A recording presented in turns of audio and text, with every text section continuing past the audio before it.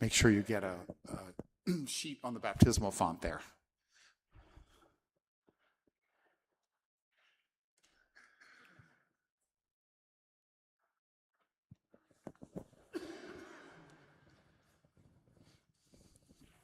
There's some guide sheets there, yes.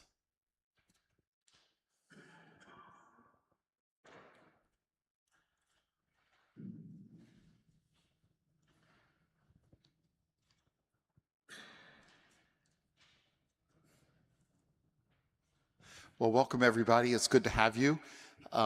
We're now back in winter after being in summer yesterday. It's a pleasure. And today, Bob drove from Richmond or Williamsburg up here to Baltimore and probably hit all four seasons on the way. 75 degrees when I walked the dog this morning and 32 degrees at some point. Yeah, and now it's like 0 out there. So welcome. Thank you for making the drive. Probably Bob doesn't need much of an introduction for most of you. Bob and Vicki were parishioners here in 2022 and is a coach, writes blogs, especially now for his parish, St. Bede's in Williamsburg, Virginia, but also on lots of various topics and has several books as well. One which he brought, just one that you brought tonight, called Godspeed and Guideposts, which is the topic of the evening. So that's available in the narthex afterwards as well, if you'd like. But you probably know Bob better than I do because he was here much longer than I was. So I arrived in 2019, met Bob, and he did a talk for us way back when Father Brendan was associate here. So I'll let him do the rest of the introductions for himself because he can describe that better than I can. But we're so glad that you were able to come up and speak to us tonight. And this is the last of our Lenten talks. So thank you. It's God and Guideposts for the Journey, Coach Bob Marr.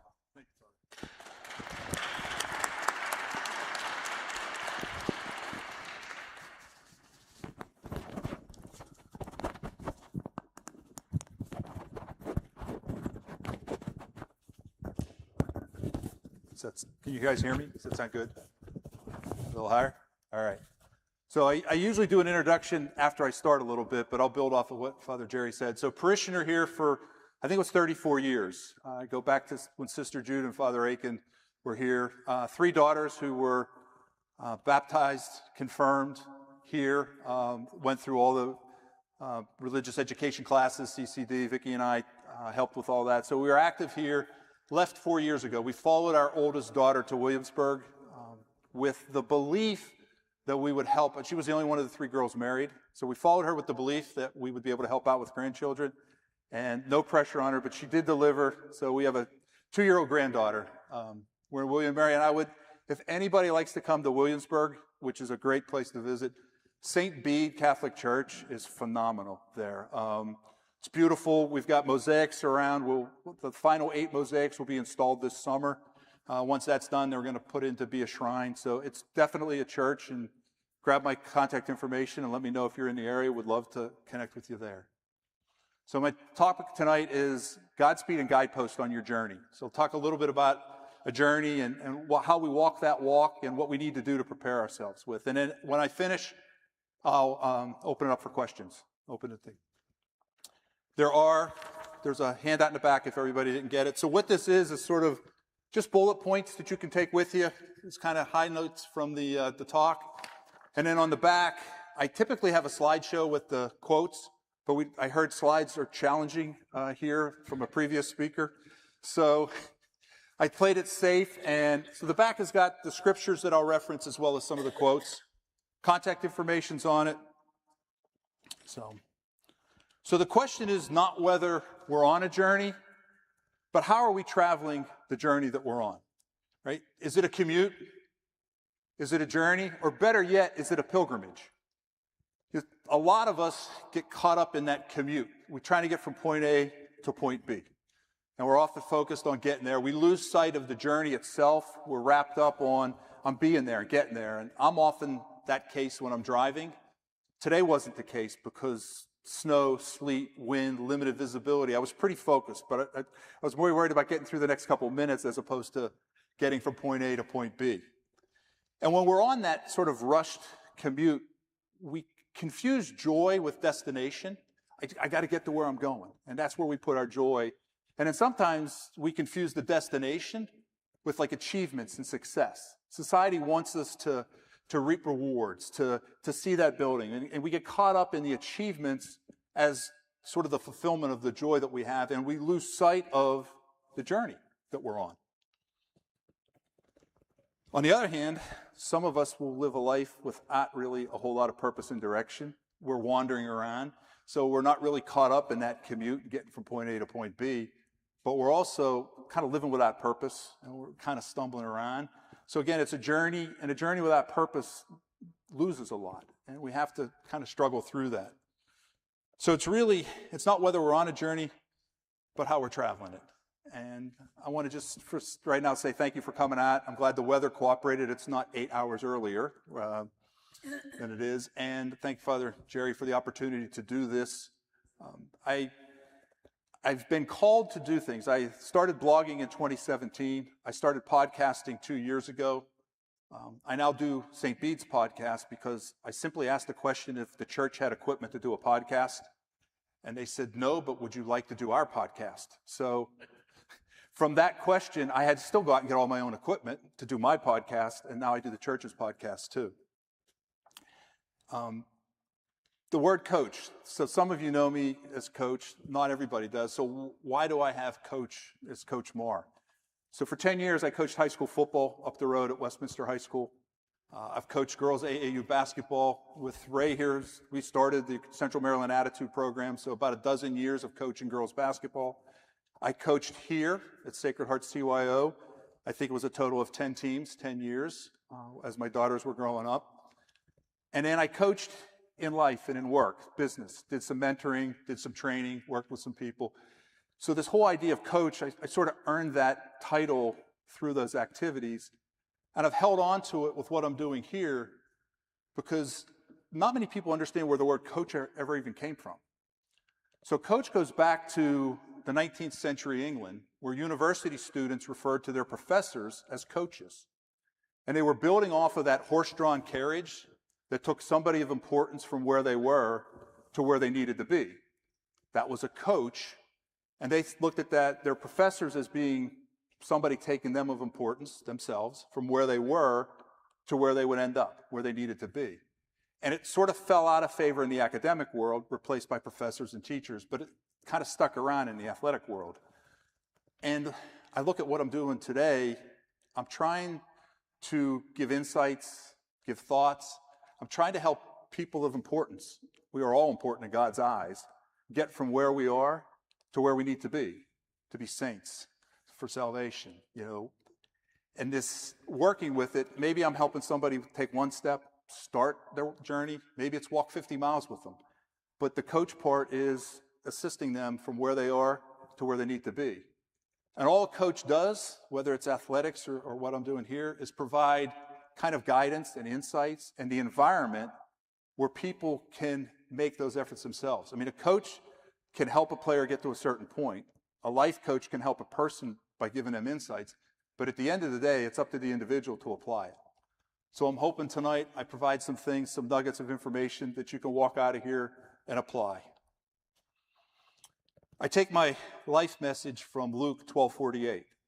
To whom much is given, much is expected, and to whom even more is given, even more is expected. I recognized a while ago I was given a lot. I've been blessed with many talents that God gave me, and as a result, there's expectations that come with that. And as I learned, as you meet those expectations, He gives you more. And then you meet those expectations, and to me, it's been a never-ending loop of just blessings that have been given to me. So a blog turns into a podcast, which turns into speaking. None of this I was driven to do. I never thought I would be a coach or be a speaker or write a book. None of that was any drive that I had. They were all callings, just hearing a calling and answering the calling, and one thing leads to another. And before you know it, here you are speaking, at your parish that you were at for 30-some years. So let's go back to turning this journey into a pilgrimage. So 45 years ago, I came home from college, and I was sitting at the dining room table, and my dad shared something that he cut out of the paper, and I still have it 45 years later. And it's called The Station by Robert Hastings, if anybody's ever heard of that. If you haven't, I would say Google it and read it. It was written in the 50s, and it's all about paying attention to the journey and not being hung up on the destination. The station will come soon enough, but if we lose sight of the journey that we're on, we're going to miss a lot of joy that comes with it. It's a simple, but it's a profound message. Embrace the journey, live in the moment, cherish what we have. And one of the things that's nice is that saying actually references Psalm 18:24. This is the day that the Lord has made. Let us rejoice and be glad in it. So the journey that we're on, I like to think it becomes a pilgrimage because of its uniqueness and the perspective that we place on it. So a pilgrimage is a movement with purpose. And I reflected on pilgrimage a lot with the Jubilee year.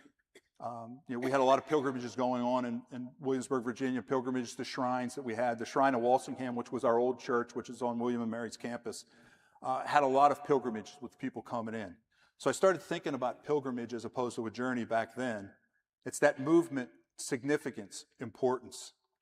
And a journey being transformed into a pilgrimage, there's more to it. There's more reflection, right? You're challenging your hearts, you're challenging your minds, and you're trying to be transformative as you go through this, right? And to be transformative in a pilgrimage, you got to leave behind what's important, or not what's important, what you're comfortable with. You kind of got to put yourself out there. You got to be reflective, you got to be curious, you got to be willing to expose yourself to pain and troubles and challenges that you might otherwise not have. And a pilgrimage is a quest in a lot of people. And what I like about the pilgrimage being a quest, well, a quest and question have the same root word in Latin. Start questioning what your purpose is, where you're going. Start digging deeper with the questions. And you don't have to worry about the answers, because I think if they're very purposeful questions that you start reflecting on, a path becomes revealed that will lead the pilgrimage. Salvation history, it's full of pilgrimages, if you look at it. So Abram, he journeys from his own civilization to the desert, right? Hebrews chapter 11, verse 8. By faith, Abraham obeyed when he was called to go out to a place that he was to receive as an inheritance. He went out, not knowing where he was to go in a pilgrimage. In some cases, you don't know the destination. Moses, pilgrimage to the mountaintop. People of Israel repeated Moses' journey, were led through the desert to the promised land. All journeys, God inspired, and God went with them. So we likewise can have God-inspired pilgrimages that he's with us as we're going through that. And I like to think that reducing salvation to just an endpoint, which some people like to do, I want to be saved, I want to have salvation at the end. I think if we do that, we cheat the transformation journey that's ahead of us, the pilgrimage. Salvation, it's not just being saved. It's moving from man's kingdom to God's kingdom, and that journey that we have along the way to get us there. So I've defined sort of the pilgrimage, how that compares to the commute and the journey. So how do we do this? What are some of the steps we can do to walk the walk? Well, the first is to have a vision. And the example I like to use with the vision is green to tee thinking. So do I have golfers? Any golfers here? Or at least people that are familiar with golf? So most of us that play golf, we stand on the tee and we whack the drive and then we go find it. I'm usually in the woods or one fairway over. And then from there, we figure out our next shot. Well, in 2006, Tiger Woods comes on the scene, and it's the British Open. And Tiger Woods approaches it from the green to the tee. He recognizes that a straight uphill putt is the easiest putt to make. So he figures out where on the green he wants to be in order to have that straight uphill putt. So he figures out where that would be to hit that. Then he goes back to the tee box and says, what do I have to do to put the ball there? So he thinks the hole backwards and tees off into 2006 with 4 irons and 5 irons. And he goes and repeats the same strategy at the Masters when he starts winning the Masters, because the greens are tricky. And so he's figuring out where the last step has to be to work back to where he starts with. And Johnny Miller, who was announcing the 2006 British Open, is the one that coined the phrase green to tee. It's strategic thinking. Westminster High School, when I coached football there, we approached each season as if state championship. We're going to play in a state championship game. So what do we have to do to get to that level? As opposed to, here's we are today, how do we get 5% better, 10% better? You know, strategic thinking, looking at the gap analysis from where we want to be to where we are now. Great, beginning with the end in mind is another way to call that. And my Stephen Covey fans will know that's habit 2 of Stephen Covey's 7 Habits of Highly Effective People.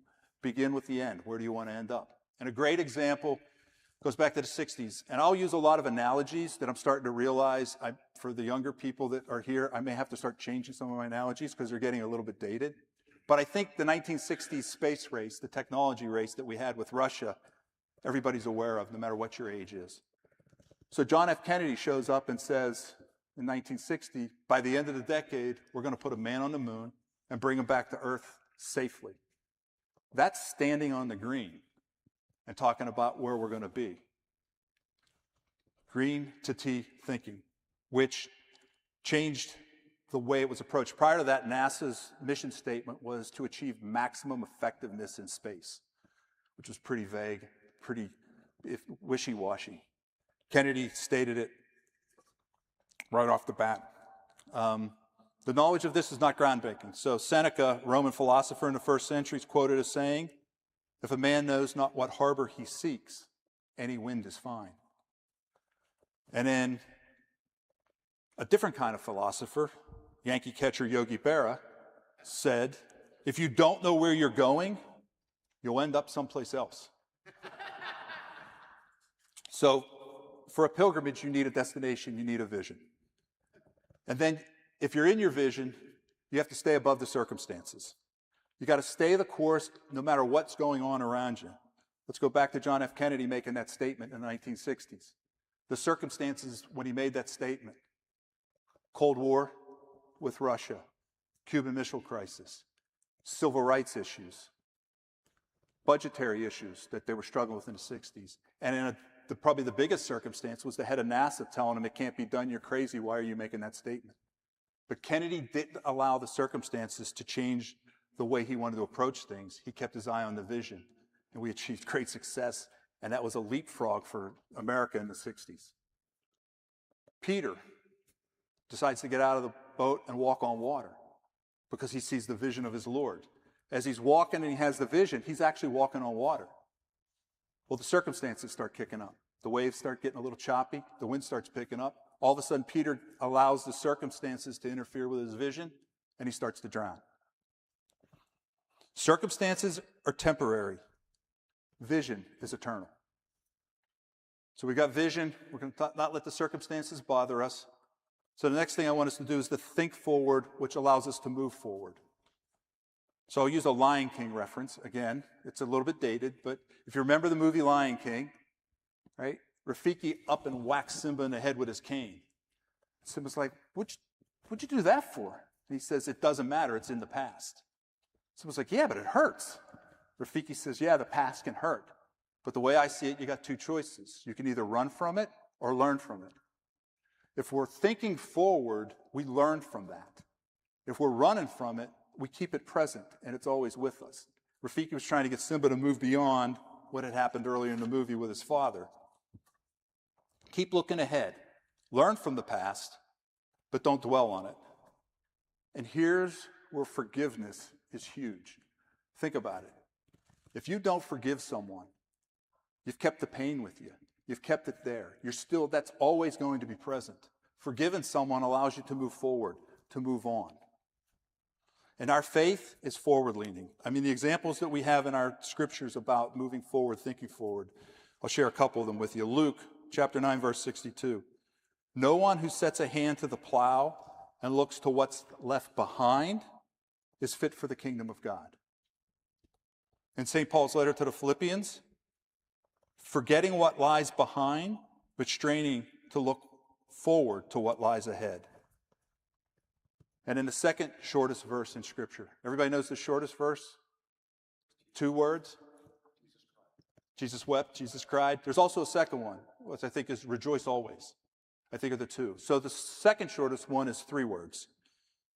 Luke 17:32, remember Lot's wife. So he's going back to Genesis, where don't look back type of thing. Look forward, keep moving ahead. So we're moving forward with vision. Let's walk with balance and margin.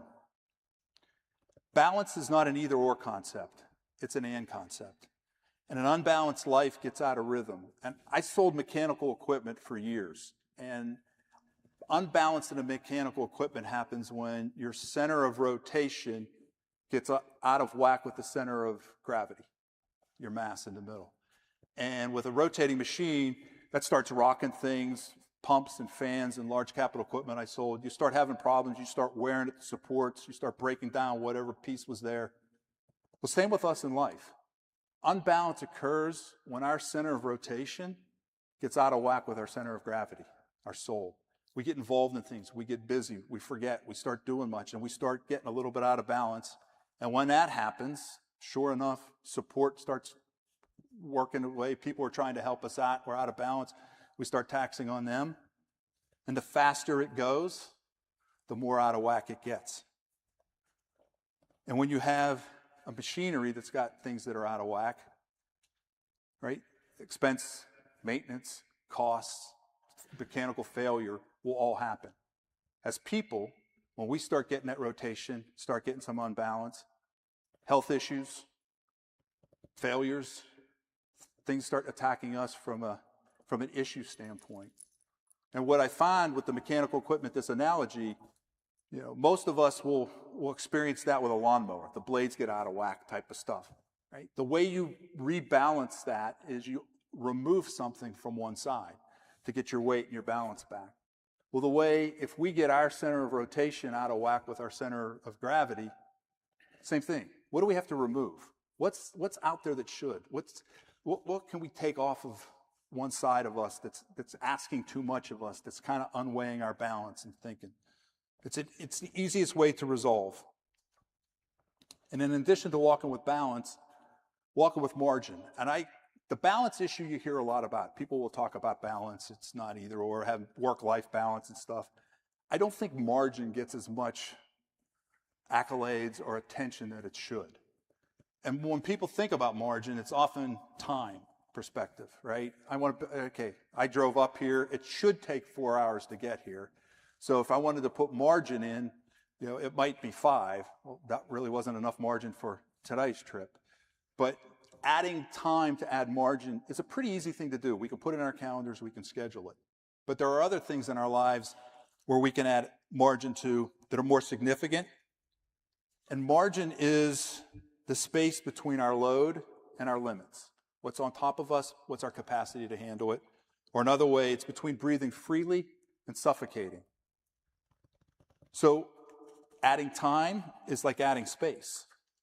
We can add space into our lives. We can pray, we can meditate, we can reflect, we can slow things down a little bit. Margin's got to be cultivated. It's got to be intentional. It's not just going to happen by itself. But if you try to start putting margin in things by adding breathing, slowing things down, margin in a family creates greater memories. Margin in personal finances creates greater opportunities. Margin in our lives helps us to create options with what we want to do. Lack of margin, we're usually taking the first available option that comes. Think about Jesus in terms of living with balance and margin.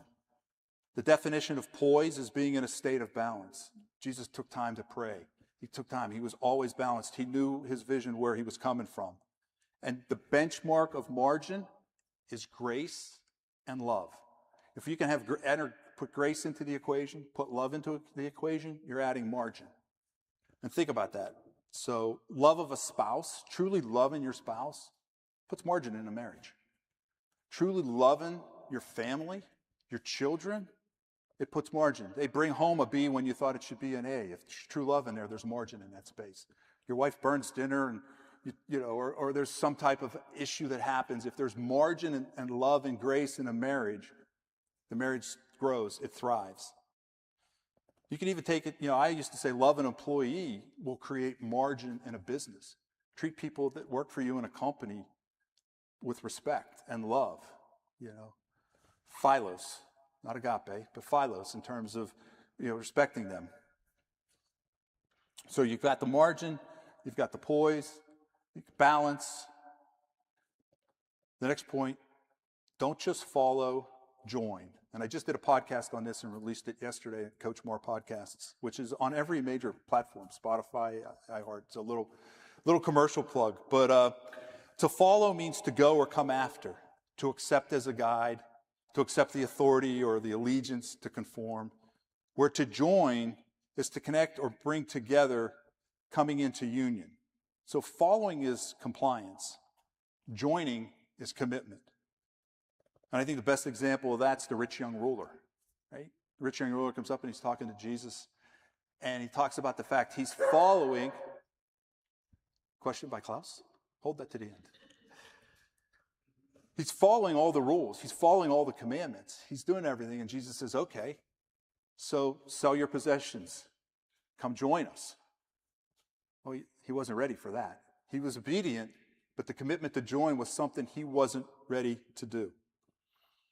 St. Paul's letter to the Romans, he writes, now I urge you, brothers, by our Lord Jesus the Messiah and by the love of the Spirit produces, to join me in my struggle, earnestly praying to God for me. Paul saw the need to connect at that higher level. He wasn't asking for followers. He was asking to join. People stick with things they join. Practical example, you can follow a diet, but Weight Watchers, when it was released in the 1963 and the early 60s and why it was so popular, Weight Watchers asked you to join a community of like-minded people that you could associate and relate with. You weren't just by yourself following a list of things. Disciple means a student, a learner, or a follower. Apostle means one who is sent out, a messenger. So all apostles are disciples, but not all disciples are apostles. And I bring that up because when Jesus was on earth, they were the 12 disciples, the disciples that were following him. He said, come follow me. But after his resurrection and ascension, those disciples are called apostles. It went from just following me to now carrying forth my message, to joining me in the mission that we have here. Whole different level of commitment. So that's walking our walk. So how do we feed ourselves, feed our being that we're on this walk? So I love the analogy. When you squeeze a tube of toothpaste, and some of you know the answers to this because I've heard it before, what comes out when you squeeze a tube of toothpaste? Not a trick question. Toothpaste. Why does toothpaste come out? Well, that's what was put in the first place. You're not getting applesauce. You're not getting mayonnaise. You're getting toothpaste. And squeezing it puts pressure and forces what's inside to come out. Well, guess what? We're the same way. When life squeezes us and puts pressure on us, what comes out is whatever we've put in the first place. If we've put good morals, good thoughts, values, grace, and we get squeezed, the outcome's going to be good. If we haven't done that, well, guess what? The world's filling up your tube of toothpaste without you knowing about it. Social media, entertainers, just whatever's going on in the world today. When I gave this example, I had this talk to high school kids, I would give the example that, you walked in to math class and the teacher says, surprise, pop quiz. Well, you're getting squeezed right now. What's going to come out in the pop quiz? Well, have you gone to class? Have you paid attention? Have you done your homework? Because right now, whatever's inside of you is coming out, good or bad. And that's the thing. Good or bad's going to come out at that point in time. A wrong choice made in the heat of the moment isn't necessarily reflective of a poor choice in the moment. It's a reflection of the preparation, poorly preparing. Because we don't rise to the level of pressure. We reveal what's already inside of us. Right? If we don't fill the tube, okay, so example of when the tube, a couple examples of the squeezing the tube of toothpaste. So what was it, January 2009, U.S. Airways Flight 1549, better known as the Miracle on the Hudson, right? Both engines are failed, bird strike. Captain Sullenberg's got 155 souls on board. He's got to do something with the plane and land it. Here's his quote. I've been making small, regular deposits in this bank of experience, education, and training. And on January 15th, the balance was sufficient so that I could make a very large withdrawal. He had been putting toothpaste in his tube so that in that 30 seconds where he got squeezed and had to make decisions, he had put the right stuff in time over time again, such that the outcome was positive. David and Goliath. It's not a lucky shot. It's not a miracle. David was a shepherd boy. And a shepherd boy at that time protected the sheep from wild animals by slinging rocks with the stone with the sling. David had practiced that over and over. He was accomplished. He was skilled. He had put the right tube in the toothpaste so that when his Goliath moment came, he was able to deliver. It wasn't a miracle. It was having the right stuff. Because the instant the tube gets squeezed, it's too late to put anything back in. So with putting toothpaste into the tube, similar to what I would say cultivate our soil. And I dwelt on this cultivation thing last year, 2024, actually. It's going on 2 years now. I went to a Catholic men's retreat, a silent retreat for 3 days. They're very interesting silent retreats. But we did a lot around the parable of the sower. So the word cultivation was on my mind. And if you think about it, in the parable of the sower, there are 4 instances where the seeds are sown. And in 2 of those instances, the plants actually grow. You get growth. But one of them gets choked off by the thistles and the weeds, while the other one grows to 10, 30-fold. Well, one soil was cultivated, and one soil wasn't. If you're not cultivated, you've got rocks, you've got weeds, you're going to hinder the growth. If you're cultivating yourself, it's going to allow the grain. And this cultivation of soil is our heart, it's our minds, it's our soul. It's what we're doing to provide fertile ground for seeds to grow and prosper. Right? Scripture is very clear that God created the earth to be cultivated. In Hosea chapter 10, verses 12 and 13, sow for yourselves justice, reap the reward of loyalty. Break up for yourself a new field, for it's time to seek the Lord till he comes and rains justice upon you. Break up the soil. Break up what's going on. Hosea is talking about our hearts, our soil. And in Genesis chapter 2, we hear the first instances of humankind being asked to work the soil. God created Adam immediately after noting there was no man to till the ground. Lack of cultivation allows the wrong things. If we're not cultivating our soil, the wrong things can take root, take seed in us, and choke off what can be positive and moving forward type of ideas. And it's easy to have seeds in today's social media and constant barrage of Twitter and TV and entertainments, and there's too much at our hands and disposables going on. And all that stuff can seed in, and it can choke off good growth. Besides cultivating, we need to prune. And I think Father Jerry and I remember a conversation with you on the subject of pruning, because it was in one of your sermons. And I don't know if my blog or your sermon came first. I'm having a disconnect there. But if we don't prune, we're not going to be able to grow and prosper. And think about it. Mature trees, and we've got a ton of them in Williamsburg that are hundreds of years old. They're statuistic. They don't bear fruit properly. They haven't been pruned. And if there is fruit on some of these mature, majestic trees, it's usually at the top that's inaccessible. The core becomes barren. If we prune, we can allow fresh growth inside. It provides air. It provides space. In the book Good to Great by Jim Collins, if anybody knows of that book, the enemy of being great is being good. Because if you're worried about being good and you just focus on that, sometimes you have to prune some of the good to allow the great to shine through. Pruning can be painful. It can create ugly looking trees, but just for a season. This may happen in Maryland, but I only noticed it moving to Virginia. We have crepe myrtles. And you ever see when they prune crepe myrtles? They call it crepe murder because literally they prune these trees back to where it's scary looking.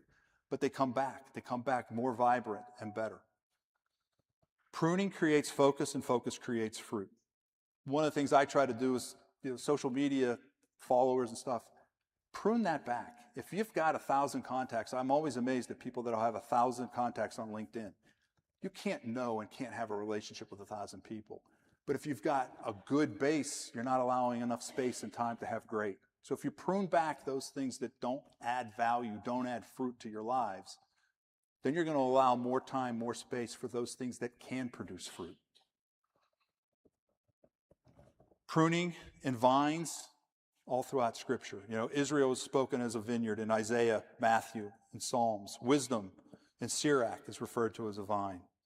Isaiah states, before the vintage, when the flowering has ended and the blooms are succeeded by ripening grape, then comes the cutting off of branches with pruning hooks and the discarding of lopped-off shoots. And in chapter 15 of John's Gospel, the vine will be pruned, and there the vine will bear fruit. And then where the vine bears fruit, it will again be pruned and will bear more fruit. God's not content with where we are today. God's not satisfied with last year's harvest. He's continuing to prune us. He expects more. And it goes back to my Luke 12:48, to whom much is given, much is expected, to whom more is given. God's going to continue to want to prune us to continue to growth because he doesn't want us being majestic, proud, lofty Christians. He wants us bearing fruit. So prune, cultivate to be able to do that. Best way to do that, seek the company that nourishes you. So company comes from the Latin word companion, which means one who eats bread with you. It's not someone who just shares space, but is willing to share life with you. Most of us don't intentionally choose bad company or not quite great company. We drift into it. It happens out of convenience. Who's ever nearby, who's ever available. We spend time sometimes just because it is. It's not because we've been intentional on who we're spending our time with. And I've got a great high school experience. I learned this lesson in terms of the company that I keep early. It was a painful lesson, but between my sophomore and junior year of high school, a result of events put me at the Bethel Park police station while my parents were out of town. So, got arrested, drinking beer in the woods with a couple guys that were not necessarily the best company to be keeping. And when my father came back, his one line to me was, I seriously question your evaluation of your friends. I think you need to recalibrate. That was pretty much the whole conversation. I was hanging with the wrong group, not because I chose to or I was enamored with them. It was convenient. I immediately changed friends, which had put me on a whole different path. Lord knows where I would be if I did not make that change. So understanding this idea of who we spend our time with is a reflection of us. I learned it early. If I'd have paid attention to Scripture back then, it's right there. Psalm 1:1. Blessed is the man who does not walk in the counsel of the wicked, nor stand in the way of sinners, nor sit in company with scoffers. It's Psalm 1, verse 1. It's like right there off the bat. Psalm 26, I do not sit with worthless men, nor with hypocrites do I mingle. Proverbs, walk with the wise and you will become wise, but the companion of fools fares badly. And in Proverbs 27:17, iron is sharpened by iron, one person sharpens another. Who are we hanging with that can sharpen our face? Colin Powell, a mirror reflects a man's face, but what he is really like is shown by the kind of friends he chooses. And an inspirational speaker, Jim Rohn, you are the average of the 5 people you spend the most time with. We're measured by the company we keep. Don't keep company with people that aren't going where you want to go. And in doing that, choose intentionally as you're working through this. And if you can work a Dr. Seuss quote into your talk, it's always good. You have brains in your head, you have feet in your shoes. You can steer yourself any direction you choose. We're not born winners or born losers. We're born choosers. And it's our choices that determine what path that takes. And Jeff Bezos, paraphrasing a commencement speech he made years ago, gifts are easy. God blessed us with our gifts. Choices are hard because they're under our control. But in the end, we're the sum of our choices. And then it's not about what you're capable of, it's about what you're willing to do. And capabilities is that gift, willingness is that choice. That's a quote by Mike Tomlin, former football coach of the Pittsburgh Steelers. Who knows where he'll end up? So and I talked a little bit about join, not follow, and choices. So if we're not making choices and we're just worried about following and not joining, there's this thing called processionary caterpillar syndrome. If you don't know what a processionary caterpillar is, it's another thing to Google when you get home, the image. There's a caterpillar that follows the one in front of it, nose to tail.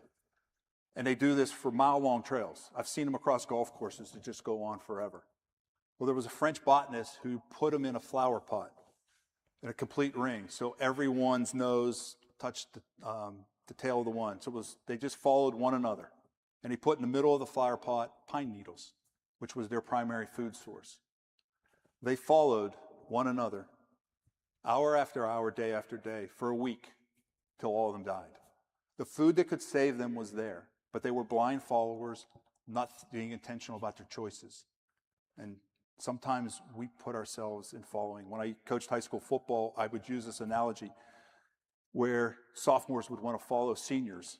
Sometimes that's a good thing. Sometimes it's not so good. And we had a couple situations where some very promising sophomores were following some very questionable seniors. And I would tell them, don't be a processionary caterpillar, and use this example with them. And it was probably 5 years ago. I'm at BWI Airport. I'm actually at Atlanta flying back to BWI. And I hear across the airport gate terminal, Coach Marr, I'm not a processionary caterpillar. This was a guy I had coached in high school football that remembered that years later. He was in his late 20s. He was out in the business world making himself, but he remembered that analogy of not being a processionary caterpillar. So another thing we can do is let's focus on the right virtues. And I'm just going to touch on 3 of them, discipline, humility, and kindness. There are multiple virtues out there. I like discipline.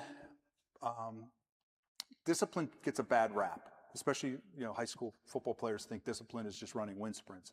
But discipline is not what I do to you, it's what I do for you.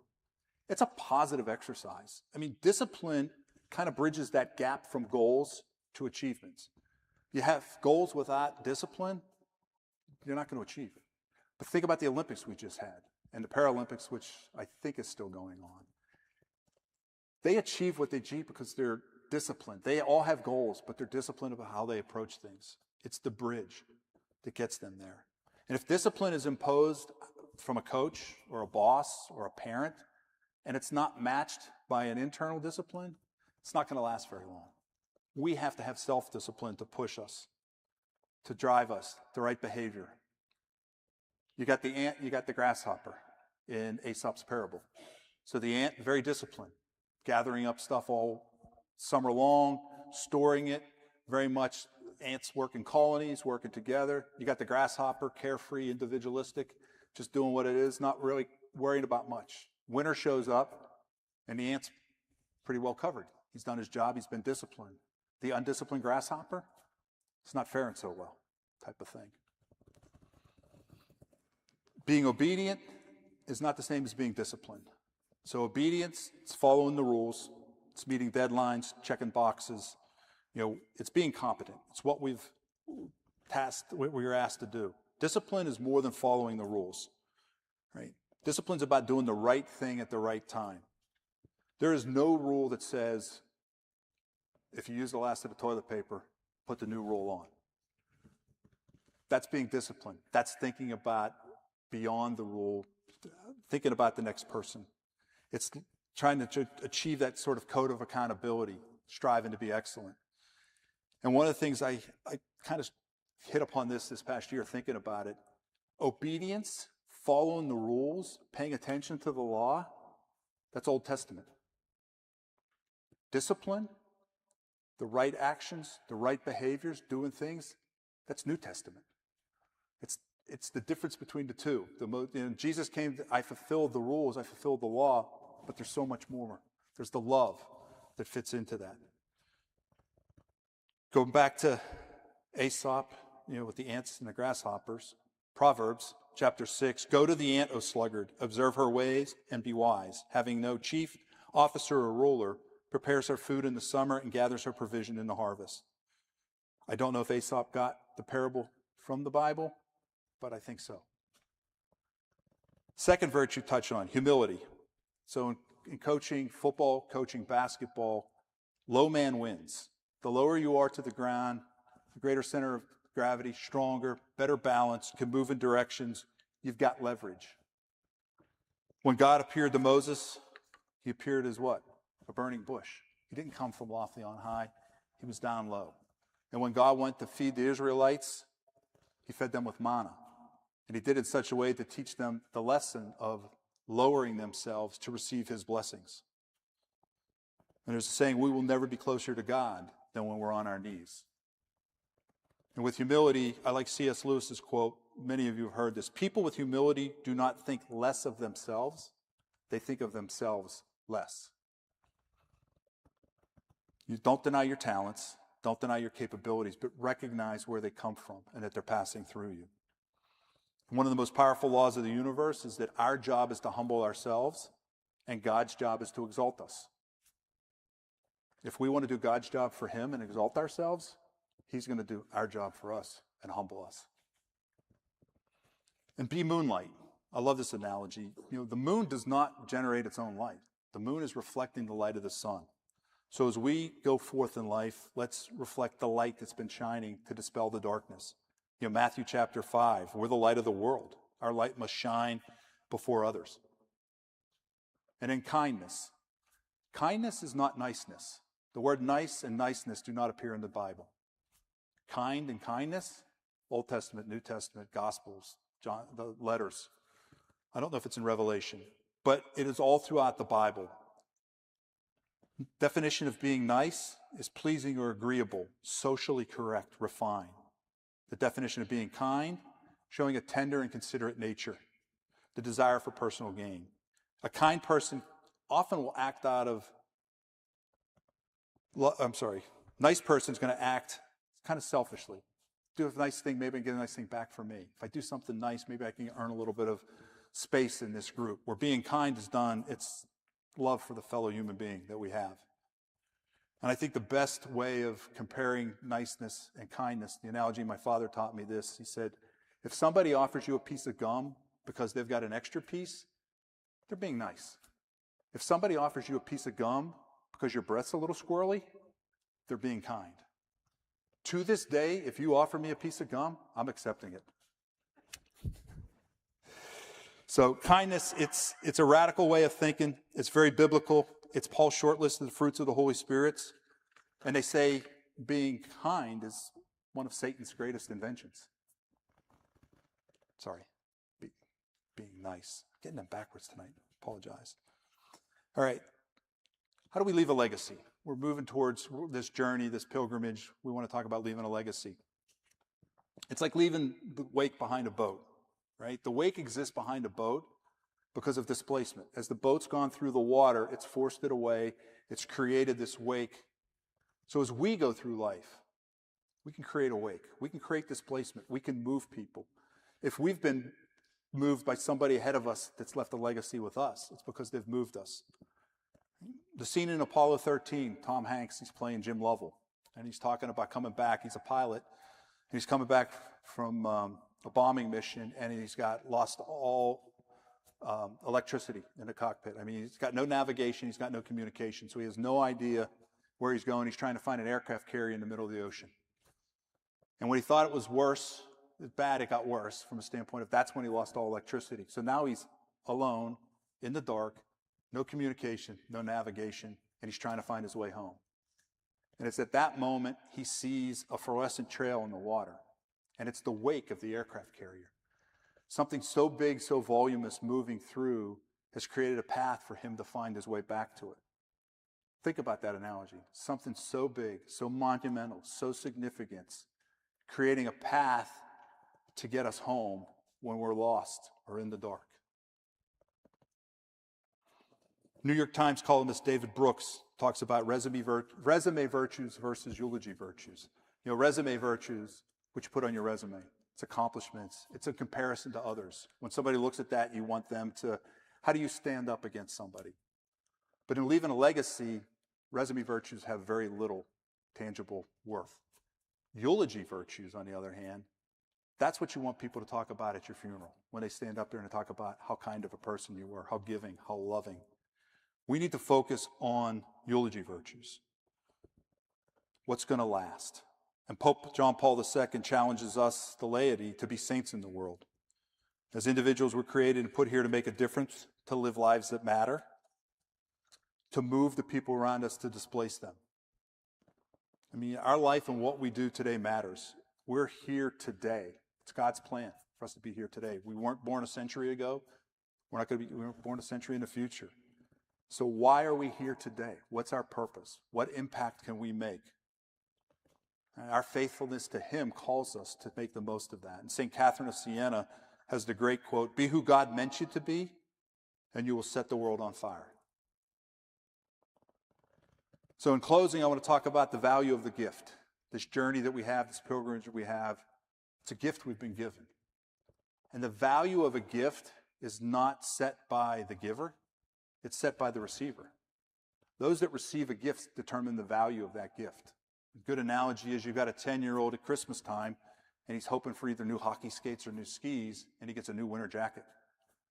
The value of that gift in the eyes of the receiver is not real high. He had different expectations. You give that same jacket to a homeless person, value goes through the roof.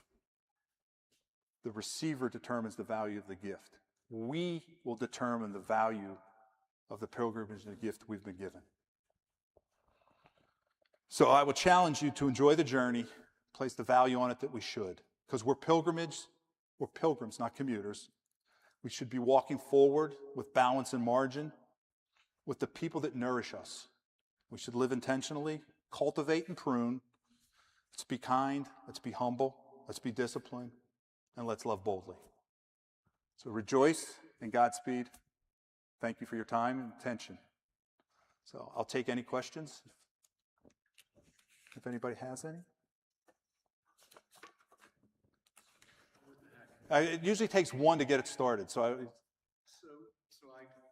share a common friend with Jim Page. Yes.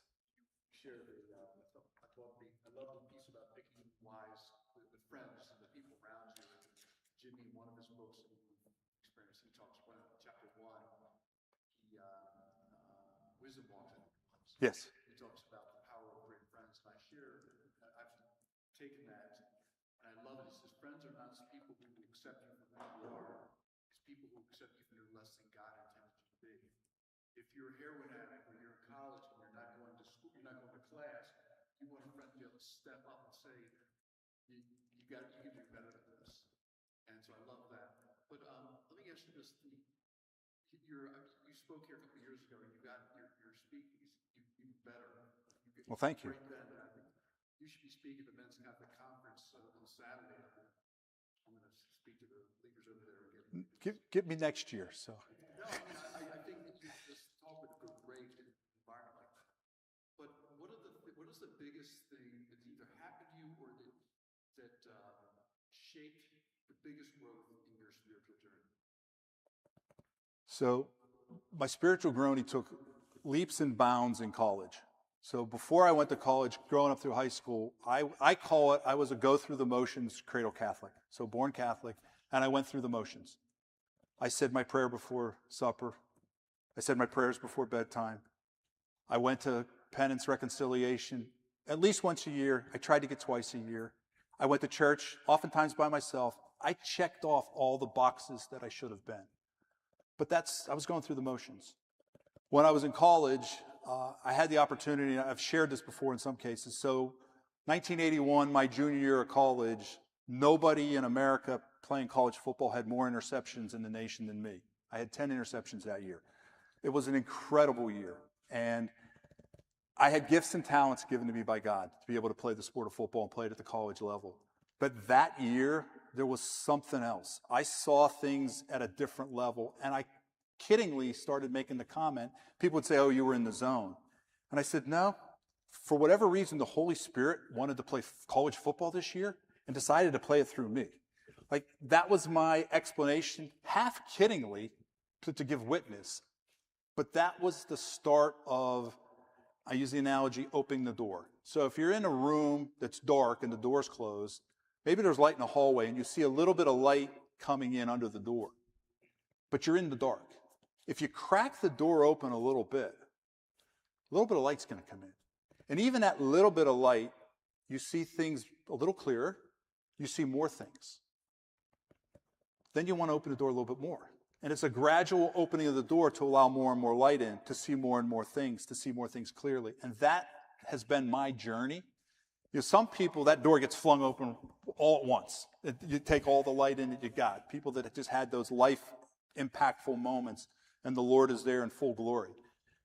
To me, it was little by little by little, and it was over time. And it was the athletics that led me to that got me involved in Fellowship of Christian Athletes in college, which carried over to helping at Westminster High School. And when I look back, I see where God was working on me little by little by little through that. And again, I go back to being called, not driven. I was never driven to play college football, but I did. And I look back and to see where God put things in the right place. I wasn't driven to date the woman who's now my wife. It was there, and it was sort of a calling that happened. And I look back at how God put me in certain situations that made things happen that might not have happened. It's that situation of looking kind of in backwards, but seeing where little by little by little the faith has grown. I never thought I would write a book, blog, podcast, or be here speaking, but things happened along the way. I mean, I'm now in the Catholic Speakers Organization. I'm one of 500 people that was accepted into it. That was pure happenstance as to how that came about. And my grandmother told me there's no such thing as a happenstance or things happening coincidentally. Both of those are situations of God staying anonymous. I had a conversation, a guy was trying to speak at our church in St. Bede, and I was asked to review who he was. A gentleman by the name of Dr. John Aquavina, professor at a college. He's written a couple books, and he's in the Catholic Speakers Organization. So as I was reviewing his criteria, he did a lot on faith and sports.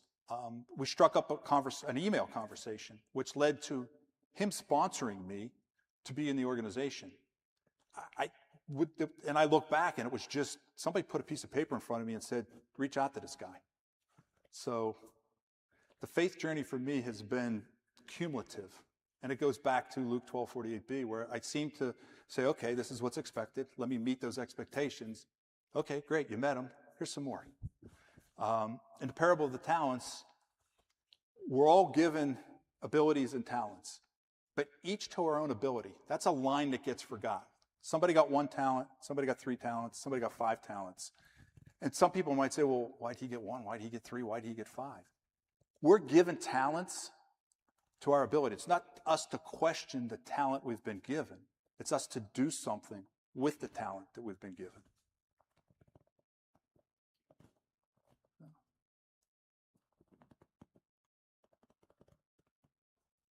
So Jimmy Page, real quick, who Lou just mentioned, was a Maryland resident. He now lives in Colorado.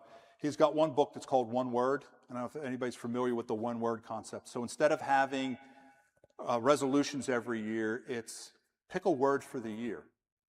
And my word for 2025 was cultivate. And it came out of the men's retreat that I went to and thinking about it. And it was all about how do I cultivate myself?